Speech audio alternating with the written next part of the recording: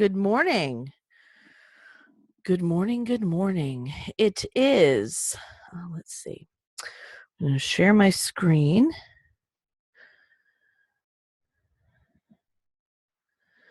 There we go. It's thinking about it. All right. I think it's thinking about it. Desktop. All right. There we go. All right. Well, good morning.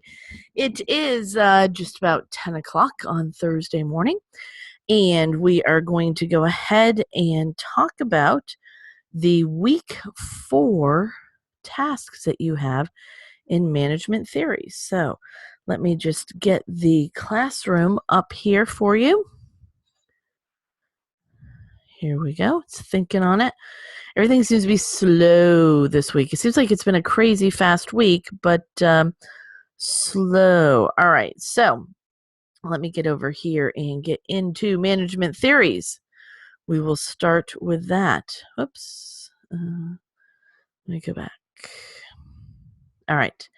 And let's go ahead and take a look. Time is flying by, and we are already here into week number 4. Week number 4, May 9th to the 15th. There are 2 discussion boards, a quiz, and an assignment, as you are used to seeing. The first discussion for the week: compare and contrast the related concepts of delegation, empowerment, and employee engagement. What's the difference between delegation, empowerment, and employee engagement? And it's funny, I think there's a good lesson this week. We at my law firm, we're just kind of in a growing phase right now, have 2 new paralegals, and we have been spending a lot of time with them in the last couple of weeks, trying to empower them to be able to handle a lot of the things that take place in our practice on a daily basis. So empowerment to me is when you teach someone, you train them how to handle things so that they feel that they have some say in how to do it, that they feel like they have the ability to start a project, work it through, and bring it across the finish line. And they feel that they are a valuable asset to the business, not just as a number cruncher, so to speak, but someone who actually is bringing more value to the business than, a calculator, to be quite frank. Delegation is a great thing, and there are lots of times in businesses where we need to delegate. And delegation is when you can simply turn a task over to someone else. Difference between delegation and empowerment to me is the level of trust and the lack of control that you exert over someone who you empower. Delegation is, okay, here are these 3 tasks, and maybe you need to kind of keep track of what the person is doing. Or maybe they're the kind of tasks that you really don't need to follow up on, but it's busy work. With empowerment, as I said before, it's the idea of giving someone the feeling that they own the project and not just the responsibility to get it done, but to use their skills and their talents and their experience to actually affect a good outcome. Like I said, not just maybe get a check deposited, but to call the people who owe the business money and try to get money. Employee engagement. Engagement is one of those things, and it's funny because it's something that I think most employees really want. They want to be engaged by their employer. They don't want to simply be a number. And this was the reason that one of the paralegals who just came to work with us actually came to work with us. She made a lateral move. She's not making any more money than she was at her last employer. In fact, we started her at a lower rate. But at her last employer, she was the administrator, so to speak, for 90 cases. 90 cases. And she felt like she was just a number to them. It's a big law firm here in our city, and it's the kind of law firm that you see the commercials on TV for all of the time. And the lead attorney is out there saying, I do this and I do that, and this is what we do for all of our clients. But this paralegal would tell you that he has no idea really who his 40 staff members are, that he would never walk in the morning and say, "Hey, Jane, how was your weekend? How was your son's football game?" Because he has no recollection really, or interest, or maybe ability to have an interest, because he is a very busy man, to know his employees at all and to engage them. She said that if you said hello to him in the morning, he would say hello to you, but he would never come in and engage you first. So to me, employee engagement is about making them feel like they are part of the picture, that they're not, again, just a number or a cog in the wheel, but that they are a valuable member of a team. So you can see that people value that, employees value that, because she was willing to take less money and come to a firm where we're only two attorneys, and to have faith in the fact that we would grow to a point where everyone would have the work needed to get paid and to get bonuses and to move forward and to make a good living. But also for her, she said she was at a point in her career where it meant something to her to feel like she belonged. I think that is something that you see sometimes in older employees, and I don't mean older like getting ready to retire. This person is 45, but someone who's been around the workforce for a while and maybe gone through being part of the number system, so to speak, and would appreciate, as I said, more of a team atmosphere. So delegation, empowerment, and employee engagement. Okay, so let's go back and look at the second discussion for the week. The second discussion for the week says management may be described as a science, an art, or a craft. Briefly discuss how decisions are likely to be made under each approach. A science, an art, or a craft. Okay, so someone who looks at what they do as being a science is going to usually be very detail oriented. They are going to follow the book. They are going to expect that the same outcome if they do the same things that they've done before, because in science, usually if you do the same experiment over and over, you hope to get similar results.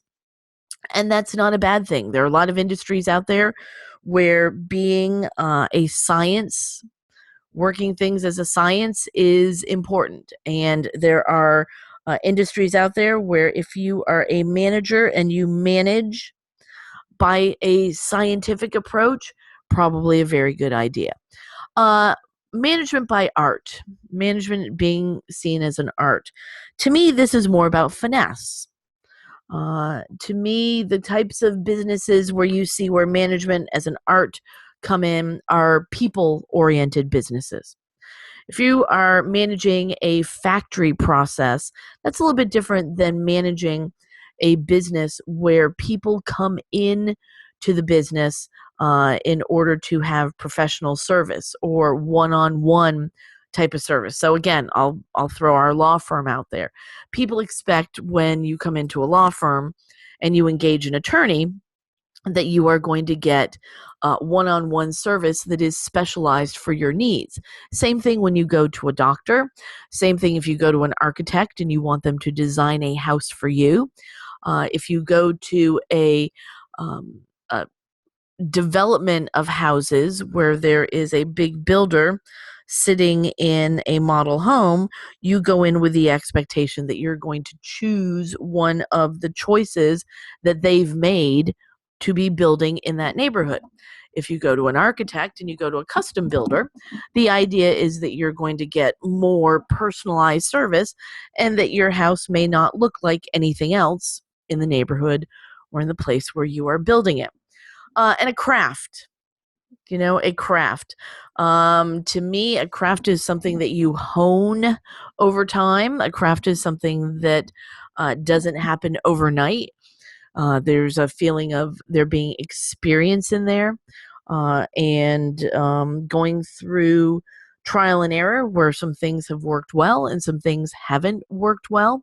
So pulling off of your wisdom and your experience, to me, is what makes a craftsman. Also, someone, when I think of a craftsperson, I think of someone who takes time.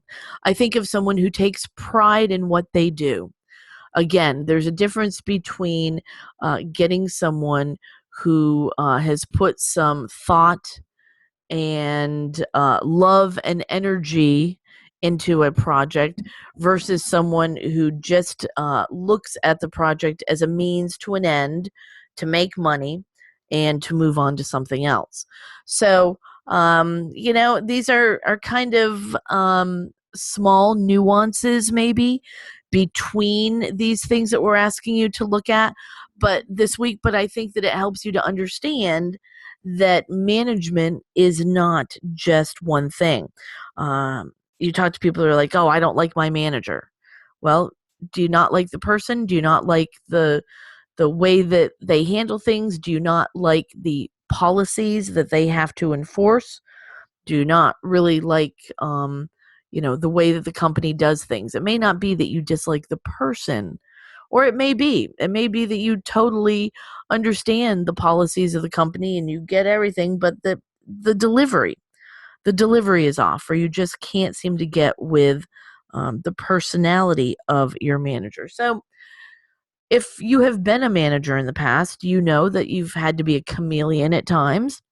And if you have a manager, maybe looking at some of these things that we're looking at in week number 4 helps you to understand a little bit about some of the dilemmas that managers can find themselves in. All right. Let's then now take a look at your assignment. Your quiz, again, as you know, my suggestion for your quiz is that you always wait until a little bit later on in the week, that you don't jump at it first thing, because I think as you are researching and reading and thinking through the topics for your discussions and your assignment, you are, whether or not you realize it, you are doing some studying for your quiz as well. List and describe the typical stages of decision making as portrayed in a rational decision making approach. That's number 1. Discuss the applicability of rational decision making to strategic decision making. Do you expect management science of management as art to feature most in such decisions? Do you expect science or art, management as a science or management as an art, to be the feature that you see most in rational decision making and in strategic decision making? So we're asking you to take a look at 2 different ways of making decisions that managers sometimes will have to use. Do we take a rational approach, or do we take a strategic approach? And then decide, if you are making rational decisions as a manager, is that doing things that are more art related or science related? And then if you are making strategic decisions as a manager, is that more an art or a science? Okay. And the thing is, there's no wrong answers to these. I can make an argument for both. That rational decision making to me is kind of what makes sense. Now, what makes sense could be something that comes from your experience and common sense, and to me that leans towards being an art. Or it could be what makes sense is what you have seen in the past in similar situations, which then would lean it a little more towards it being a science. We've done the experiment over and over, and we keep getting results in this range, and that's more of a scientific approach. So the same thing with strategy. Strategy could be that you want it to come out in a certain way. Well, in science experiments, you control situations as much as you can so that you can try to control the outcome. So that might be the strategy. But on the other hand, the strategy may be to try to come up with something that is a decision that is out of the box, so to speak, or something that is going to, in a roundabout way, get you what you need as a manager, but not taking the most rational route. And that, again, may rely on some common sense or some experience. And then maybe it's an art or a craft. Maybe strategic is kind of a craft. So I think you can argue it many different ways, but the bottom line is we want you to go out, take a look at these two different decision making approaches. And from your readings and from doing some research on the internet, you will be able to find a ton of information about rational decision making and strategic decision making. And then you'll be able to apply what you need to. Now, please note that this is 500 to 600 words in length. So sometimes during the term, we kind of change up what we're looking for in the assignments. So 500 to 600, make sure you're meeting at least that for the substantive portion of your paper. Then you should have a title page. You should have references. And remember, you're supposed to have at least one reference in addition to your book.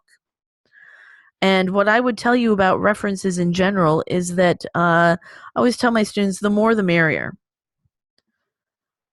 If you have looked at 3 different references and sources and they're all kind of pointing in the same direction, to me, that means that you can feel pretty confident that if someone were to want to argue or ask you how it is that you came to that decision or how does that make sense, that if you've got 3 different sources to back you up, that is going to put you in a pretty good position. If you only have one source to back you up, then it's a little more of a okay, well, I'm really just buying into whatever this one author is saying. Okay, so that's why, to me, at least 2 sources. A textbook is always good, but again, even a textbook is written by someone who has opinions. So a text is good, but outside research on the internet is really going to help you get a more full picture. Textbooks have a job, and that's to impart a lot of information in a relatively short amount of space, a few pages. So the internet's out there to help you with a bunch of other research that I think would be great. Okay, one last word of wisdom, I guess. We are going to be coming to the end of week number 4, which can only mean one thing, that next week is week number 5. In week number 5, everything will be wrapped up. So please, if you owe me any late work, I go back in a couple times a week and try to check looking for late work. Usually on the weekend along the way is where I take a look at least once. And so I want to see any late work that you have coming in because I don't want you to be overburdened in your last week with your exam and the other things that need to be done to the point where you feel like you can't go back and make up something that you needed to. And as you can see, the final exam is in 2 different parts. Okay, so there's the part 1, which is usually the multiple choice and or true and false questions, so the objective test, and then the final exam part 2 is essays, where you get to back up your thoughts and ideas on topics, and that's more of the subjective portion. Okay, all right, so that is what we wanted to talk about this morning. I'm going to go ahead and get this recorded for you, get it into a YouTube so that you guys can take a look at it. And again, quickly coming to the end of week number 4, which means week number 5 is around the corner. And so if you would catch up on anything that you may be lacking at this point in time, it's going to make week number 5 easier for sure. So take care, and we'll see you next week for one last session. And probably what I'll do is we'll go over the final exam information so that you can have some information on that. We'll also take a look at your discussion questions, which is a normal thing that we do with our time here. Whoop. You're probably all like mad that I'm scrolling up and down. So, all right, take care. Have a great weekend, and we'll see you next week. Bye-bye.